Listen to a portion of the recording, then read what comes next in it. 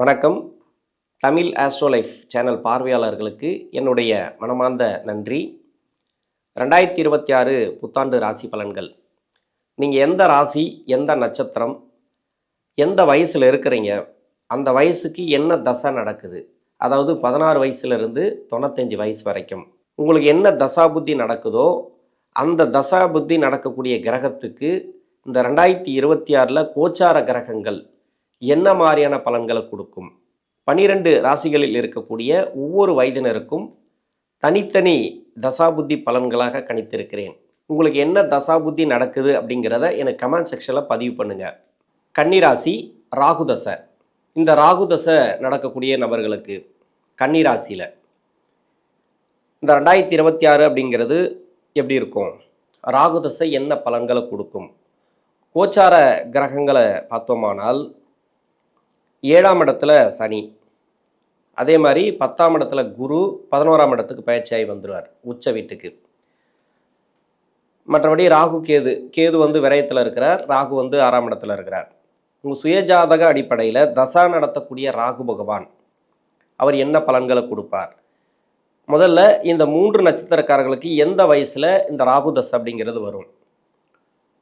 உத்திரம் நட்சத்திரம், அஸ்தம் நட்சத்திரம், சித்திரை நட்சத்திரம், இந்த 3 நட்சத்திரக்காரர்களுக்கு உத்திர நட்சத்திரத்துக்கு பார்த்தீங்கன்னாக்கா தசாபுத்தி இருப்புகள் 3 வருடங்கள் எடுத்துட்டா கூட அதன் பிறகு 10 வருடங்கள் சந்திர தசை, 3 + 10 13, 13 வயசுக்கு பிறகு 7 வருடங்கள் செவ்வாய் தசை. அப்போது 20 வயசு வரைக்கும் செவ்வாய் தசை உங்களுக்கு வந்துடும். 20 வயசுக்கு பிறகு 38 வயசு வரைக்கும் 18 வருடங்கள் ராகு தசை நடக்கும். அஸ்தம் நட்சத்திரக்காரர்களுக்கு முதல் பாதத்தில் இருந்தீங்கன்னாக்கா ஒரு 9 வருடங்கள் தசாபுத்தி இருப்புகள் எடுத்துட்டா கூட 9 + வந்து ஒரு 7ன்னா 16 வயசு வரைக்கும் இந்த செவ்வாய் தசை நடக்கும். அதன் பிறகு 16 வயசுக்கு பிறகு 18 வருடங்கள் ராகு தசை, 16 + 18னா 34 வயசு வரைக்கும் முதல் பாதத்தில் இருக்கிறவங்களுக்கு வரும். முன்ன பின்ன வரலாம், 1 வருடம் 2 வருடம் முன்ன பின்ன வரலாம். அதே சென்ட்ரு பகுதியில் 5 வருடம் தசாபுத்தி இருப்பு இருக்குன்னு வச்சிங்களேன், 5 + 7 12 வயசு வரைக்கும் செவ்வாய் தசை நடக்கும். 12 வயசுலேருந்து 18 வருடங்கள் 30 வயசு வரைக்கும் இது ராகு தசை நடப்புக்கு வரும். 1 வயசு தசாபுத்தி இருப்பு இருக்குன்னு வச்சிங்களேன், 1 வருடங்கள் இருந்ததுனாக்கா 1 + 7 செவ்வாய் தசை, அப்போ 8 வயசு வரைக்கும் செவ்வாய் தசை வந்துடும். அதன் பிறகு 18 வருடங்கள் 8 18னா 26 வயசு வரைக்கும் ராகு தசை நடப்பு வரும். சித்திரை நட்சத்திரக்காரர்களுக்கு ஆரம்ப தசை செவ்வாய் தசை, இது வந்து 6 வருடங்கள் தசாபுத்தி இருப்புகள் எடுத்துக்கலாம். ஏன்னா 7 வருடத்தில் 1 வருடம் விட்டுட்டு 6 வருடம் எடுத்துக்கலாம். 6 வயசு + வந்து 18 அப்படின்னாக்கா 24 வயசு வரைக்கும் ராகு தசை உங்களுக்கு நடப்பில் வரும். இப்போது ஒருத்தருக்கு வந்து 20 வயசுலேருந்து ராகு தசை ஆரம்பிக்குது, ஒருத்தருக்கு வந்து 16 வயசுலேருந்து ஆரம்பிக்குது, இன்னொருத்தருக்கு பார்த்தீங்கன்னாக்கா 12 வயசுலேருந்து தசாபுத்தி ஆரம்பிக்குது, இன்னொருத்தருக்கு 8 வயசுலேருந்து இந்த ராகு தசைங்கிறது ஆரம்பிக்குது. அப்போ சின்ன வயசில் கூட ஒரு சில பேருக்கு வரலாம்.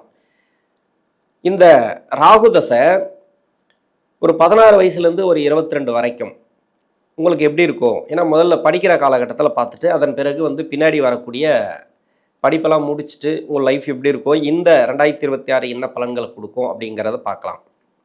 படிக்கிற காலகட்டத்தில் ஏன்னா கன்னி ராசிக்கு வந்து 6ஆம் இடத்துல சனி ட்ராவல் பண்ணக்கூடிய காலத்திலேருந்து 7ஆம் இடத்துல இப்போ இருக்கிறார். சனி பகவான் உங்கள் சுயஜாதகத்தில் சரியில்லைன்ற பட்சத்தில் அங்கேயே மனசு சார்ந்த பிரச்சனைகள், ஒரு சில படிப்பு ரீதியாக ஒரு மந்த நிலையை கொடுத்துருக்கலாம். அது மாதிரி இருக்கிறவங்களுக்கு இப்போ பரவாயில்ல.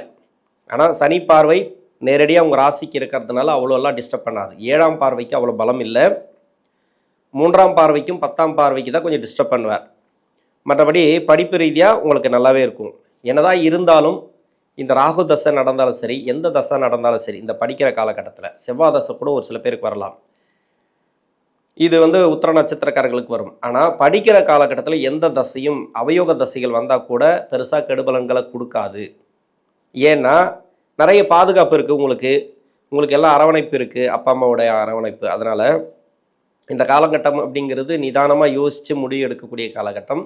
இளமை பருவம் இத்தனைக்கும் பின்னாடி வரக்கூடிய தசைகள் உங்களுக்கு சரியில்லைன்ற பட்சத்தில் இப்போ வந்து ஒரு சில பிரச்சனைகளை ஏற்படுத்தலாம். அதாவது சனி உங்களுக்கு ஜாதகத்தில் சரியில்லை அப்படின்னாக்கா பின்னாடி ஒரு 30 வயசுக்கு மேலே 40 வயசுக்கு மேலே அவயோக தசைகள் நிறைய வந்துச்சுன்னு வச்சிங்களேன், ஏதாவது ஒரு தசைகள் இல்லை 7.5 சனி சரியில்லை, அஷ்டம சனி சரியில்லைனாக்கா இப்போ காலவாரி விட்டுரும். அதாவது படிப்பில் கை வச்சிரும். படிப்புங்கிறது ஒரு மந்த நிலை கொடுத்துரும், தடமாற வைக்கும், லவ் அது மாதிரி போக வைக்கும். இன்னொன்று வந்து சேர்க்கை சரி இருக்காது, தவறான நடவடிக்கைகள், தவறான பழக்க வழக்கங்கள், இது மாதிரி போயிடுச்சுன்னா லைஃபே மாறிடும். ஒரு ட்ராக்கை மாற்றி விட்டுரும்.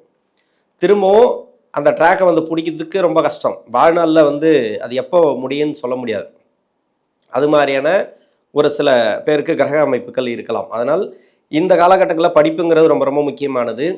தடம் மாறாமல் படிச்சுறது நல்லது. தசை எப்படி இருக்கோ இல்லையோ அதை பற்றி நீங்கள் கவலைப்படாமல் பிடிவாதமாக படிச்சிருங்க. எந்த அளவுக்கு படிக்க முடியுமோ அந்தளவுக்கு படிச்சிருங்க. இப்போ 20 வயசுக்கு மேலே 38 40 வயசு வரைக்கும் இந்த ராகு தசை வருது இல்லையா? வெளிநாடு சம்மந்தப்பட்ட வேலைக்கு ஒரு சில பேருக்கு ட்ரை பண்ணியிருக்கலாம். 2025 தடையை கொடுத்துருக்கலாம். 7ஆம் இடத்துக்கு சனி பகவான் பயிற்சியான பிறகு நிறைய தடையை கொடுத்துருக்கலாம். இது உங்கள் சுய ஜாதகத்தில் சனி பகவான் வக்கரமாக இருந்தாலோ அதாவது நீச வக்கரம், உச்ச வக்கரம், அது மாதிரி இல்லை 6 8 12 ஆகிய இடங்களில் மறைவு ஸ்தானத்தில் இருக்கிறது, இது மாதிரி ஒரு சில கிரகங்கள், அதாவது இந்த சனி பகவான் ஒரு சில நிலையில் பாதிக்கப்பட்டிருந்தால் உங்கள் ஜாதகத்தில் இருந்துச்சுனாக்கா அப்போது 2025 ஜூலை மாதத்துலேருந்தே உங்களுக்கு ப்ராப்ளத்தை கொடுத்துருக்கலாம். வேலை தேடுறவங்களுக்கு வேலை சேங்ஷன் ஆகி கொஞ்சம் டல்லாக வருது, அதாவது கட்டாக வருது. எல்லாத்துலேயும் பாஸ் பண்ணியிருப்பீங்க, ஆனால் டிலே பண்ணி வச்சுருப்பாங்க. அதெல்லாம் இப்போ கிளியர் ஆகும். இப்போ வேலை ரீதியாக உங்களுக்கு நல்ல ஒரு முன்னேற்றம், திடீர் வேலை வாய்ப்பு கிடைக்கிறது. ஒரு சில பேர் வந்து மேல் படிப்புக்காக வெளிநாடு போகணுன்னு நினச்சிருப்பீங்க, இல்லை வெளிநாடு வேலை வாய்ப்புக்காக ட்ரை பண்ணியிருப்பீங்க. அதெல்லாம் ஓகே. இப்போல்லாம் வந்து ஒரு நல்ல ஒரு மாற்றங்களை ஏற்படுத்தும். அழகாக இப்போ வந்து வேலை அமையும். ராகு தசையில் இருக்கிறவங்களுக்கு அந்த அளவுக்கு பாதிப்புகள் கிடையாது. அஷ்டம சனியில் மட்டும்தான் உங்களுக்கு கஷ்டத்தை கொடுக்கும். இந்த ராசிக்கு ராகு எங்கேருந்து தசை பண்ண நல்லது அப்படின்னாக்கா, ஏன்னா இது புதனோட வீடு. சுக்கிரனோட வீட்டில் இருந்து தசை பண்ணிச்சுன்னா சிறப்பு, சனியோட வீட்டில் இருந்து தசை பண்ணால் கூட சிறப்பு. ஆனால் 8ஆம் இடத்துல வரும்போது தான் உங்களுக்கு ப்ராப்ளத்தை கொடுக்கும். இன்னொன்று, சனியோட வீட்டில் இருந்தால் அது சனி தசை என்ன கொடுக்கணுமோ அந்த பலன்களை தான் கொடுக்கும். ஆனால் அந்த வீடு கொடுத்த கிரகம் நல்லா இருந்தால் மட்டும்தான் அந்த நல்ல பலன்கள். இல்லை அப்படின்ற பட்சத்தில் கொஞ்சம் கஷ்டத்தை கொடுக்கும். அதாவது கஷ்டம் அப்படின்னாக்கா ஒரு சில பிரச்சனைகள், அதாவது திருமண வாழ்க்கையில் பிரச்சனை, திருமணம் கூடி வராமல் இருக்கிறது, அது மாதிரி. இல்லை வேலைக்காக ட்ரை பண்ணாக்கா வேலையில் பிரச்சனை கொடுக்கறது, மேல் படிப்புக்காக ட்ரை பண்ணால் அது மேல் படிப்பு கொஞ்சம் தடையை கொடுக்கறது, நிறைய அரியர் வச்சுருப்பீங்க, இல்லைனா எக்ஸாமெல்லாம் எழுதுனா அது தோல்வியை சந்திக்கக்கூடிய நிலைமை, அது மாதிரியெல்லாம் கொடுக்கும் 6ஆம் இடத்துல சனி வந்த பிறகு. அதாவது 2023 உங்களுக்கு ப்ராப்ளம் இருக்குது அப்படின்னாக்கா இது வந்து ராகு தசை உங்கள் சுய ஜாதகத்தில் சரியில்லை. பரவாயில்ல, 2023 அப்புறம் நல்லாவே போயிட்டுருக்கு, நல்லா தான் இருக்குது அப்படின்னாக்கா நல்லாவே போகும். 8ஆம் இடத்துல கூட ஓரளவுக்கு பிரச்சனைகளை கொடுக்காது, நல்லா இருக்குன்னு எடுத்துக்கலாம். இது எல்லாருக்குமே அமையுமா அப்படின்னாக்கா எல்லாருக்கும் அமையாது. நிறைய பேருக்கு வந்து கஷ்டத்தை தான் கொடுத்துட்ருக்கு. ராகு தசை சனியோட வீட்டில் இருந்தால், இன்னொன்று சுக்கிரனோட வீட்டில் இருந்தால் கூட அந்த வீடு கொடுத்த கிரகம் நல்ல ஒரு அமைப்பில் இருக்கணும். ராகுவுக்கு மறையாமல் இருக்கணும். அப்போ அந்த சுக்கிரன் வீட்டில் இருக்கக்கூடிய தசை சூப்பராக இருக்கும்.